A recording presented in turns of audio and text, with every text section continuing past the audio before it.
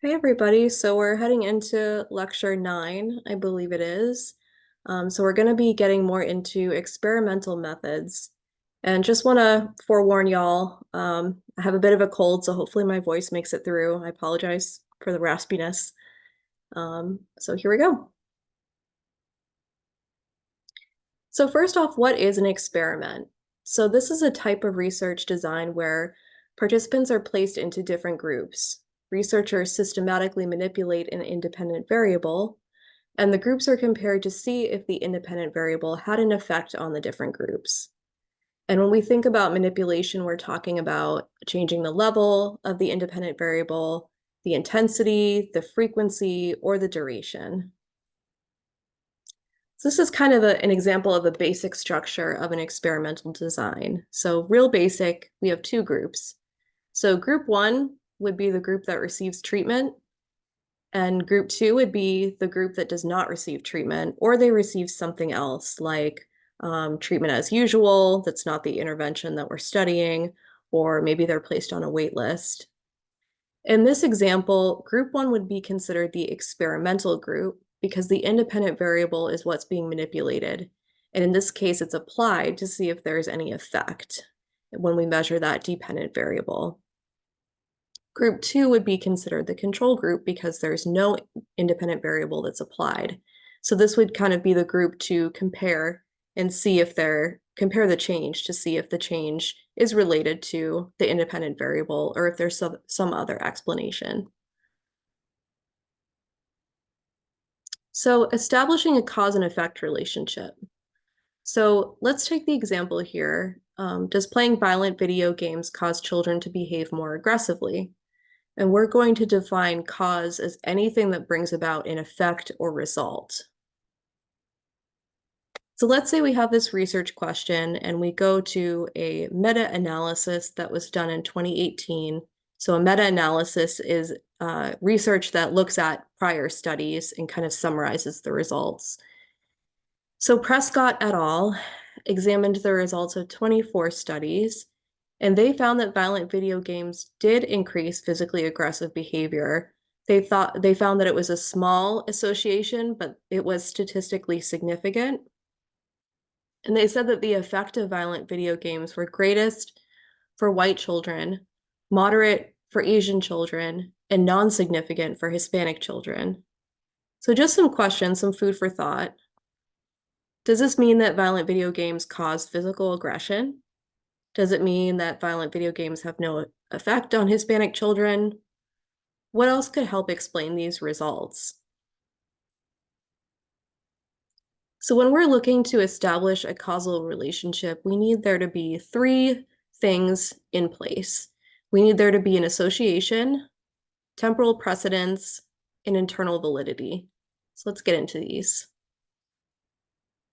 So in an association, we're talking about covariance. These are when two variables are related. So when one variable increases, the other variable also increases or it decreases. So here's an example, a pretty well-known example of an association between two variables. So we have ice cream sales and shark attacks. And as you can see from this graph, they are related. There's an association there between the variables. So does that mean then that buying ice cream causes shark attacks? Well, no, it doesn't. Correlation does not equal causation. I'm sure that you all have heard that before. So what else could explain this association? Well, if we think about when do shark attacks happen and when do people buy ice cream? Usually that's during warmer weather. Warmer weather brings more people to the beach, and people might seek out a cold treat when the weather is warmer. So next we want to look at temporal precedence. So this is the idea that the variable of interest must come before the effect. So if we're saying that a variable has an effect on another variable, then it has to come before. So if we go back to that example of playing violent video games, causing children to behave more aggressively, another explanation could be, or something that we need to kind of rule out is Do more aggressive children opt to play violent video games? So are more aggressive children choosing violent video games? So we really want to look at, do non-aggressive children become more aggressive after playing violent video games? And then next we have this idea of internal validity. So let's assume that our hypothesis is true, that playing violent video games increases aggression in otherwise non-aggressive children. Does this mean that there's a causal relationship? So not necessarily. We have to rule out other confounding variables that could contribute to this finding. So this could be like emotionally unavailable parents, a lack of socialization or problem-solving skills, the child's tendency to be suggestible, and I'm sure you can think of various other factors that could cause or could make it seem as though there's a relationship there when there isn't actually a relationship. So let's look at kind of how we can address this issue. So this is our kind of experimental example. So let's say we have one group that plays 45 minutes of the game Grand Larceny, and then the second group sits quietly alone in a room for 45 minutes. Let's say that our results showed that both groups had moderately aggressive behaviors during the observation period afterward. So does this mean that violent video games had no effect on aggressive behavior? Not necessarily. What other explanations could there be? Well, a child that's asked to sit in a room quietly for 45 minutes, they might get stir crazy. So maybe their impulse control, is impacted when they go into the observation period. Um, and so thinking about this example, can you think of how the control group could be improved so that maybe it's a more fair comparison among the groups? So next I want to talk about placebo. So placebo is a comparison group that receives what looks like a treatment, but the usually it's a pill or a medication, has no active ingredient. The placebo effect is when the control group shows some effect of the treatment, despite the fact that they did not actually receive a treatment.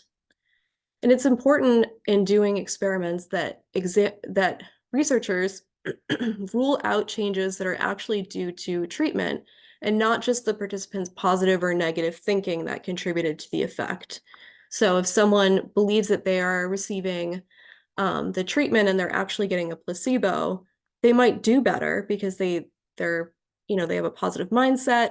They might you know just feel better because psychologically they feel better. And that could happen in the experimental group as well. So it's important to kind of parse out, is this just due to the person's positive mindset because they're getting treatment or they think they're getting treatment, or is it actually an effect of the treatment that we're administering? So one of the ways that we can help combat some of these effects is using blind designs. So there's two main types. In a single blind study, this is when either the researcher or the participants do not know which group received the treatment versus placebo. In a double blind study, this is when neither the researcher or the participants know which group received the treatment versus placebo. And this is kind of like gold standard. This has the most chance of reducing any kind of effects or biases that might be present. And this does require some way of kind of coding the participants so that later on, when the researchers are looking at the data, they're able to figure out which individual is in which group. In terms of other circumstances that affect internal validity, we have different kinds of biases. So with the experimenter, on the experimenter side, we have experimenter bias. So this is the tendency of researchers to subtly and inadvertently affect the behaviors of participants in a study. We have the biosocial effect. This is characteristics of the researcher that affect the behavior of the participant. So for example, if a researcher comes in and they look very youthful, and maybe they have a participant who's a little bit older, that person might question the researcher's credibility a little bit, and they might take the research less seriously. And then we have the psychosocial effect. So this is when the attitude of the researcher affects participant behavior. On the participant side, we have some different effects here. So the Hawthorne effect refers to when participants behave differently because they know that they're being observed. Evaluation apprehension is the tendency to feel inadequate or not at ease when being observed.